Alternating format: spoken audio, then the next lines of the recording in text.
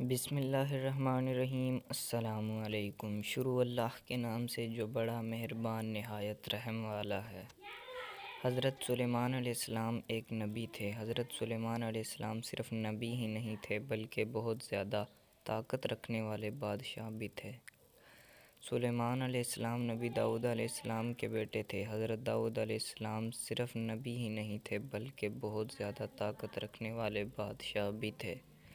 آپ علیہ السلام نے زمین کے بہت بڑے حصے پر حکومت کی۔ اللہ نے آپ علیہ السلام کو ایسی طاقت دی تھی جن کے بارے میں سوچ کر عقل دنگ رہ جاتی۔ حضرت سلیمان علیہ السلام بچپن ہی سے بہت زیادہ سوجھ بوجھ، عقل اور سمجھ رکھتے تھے۔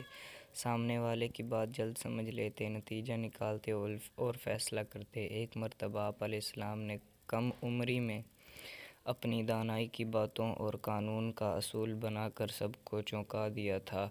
ہوا یوں کہ ایک روز غصے میں بھرے ہوئے دو آدمی حضرت داؤد علیہ السلام کے پاس آئے اور ان میں سے ایک نے کہا، اے نبی علیہ السلام، میرے گلے سے بھرا ہوا کھیت تھا۔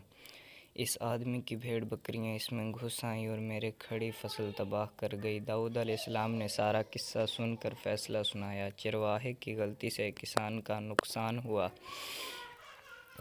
نقصان ہوا، اس لیے وہ اپنی بھیڑ بکریاں کسان کو دے، اس سے اس کا نقصان پورا ہوگا۔ پاس ہی بیٹھے سلیمان علیہ السلام جو اس وقت کم عمر تھے، اپنے والد سے عرض کرنے لگے، ابا حضور، آپ علیہ السلام کا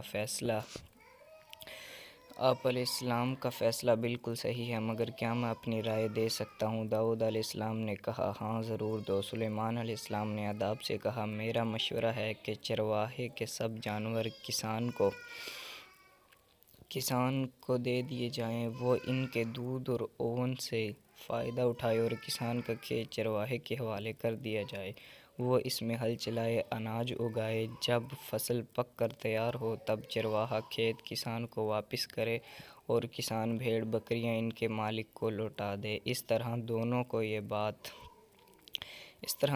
بات سمجھ میں آ گئی کہ کسی کی محنت پر پانی پھیرنا کیسے لگتا ہے۔ ہمیں نہ صرف اپنی چیزوں کی حفاظت کرنی چاہیے بلکہ دوسروں کی چیزوں کی بھی حفاظت کرنی چاہیے۔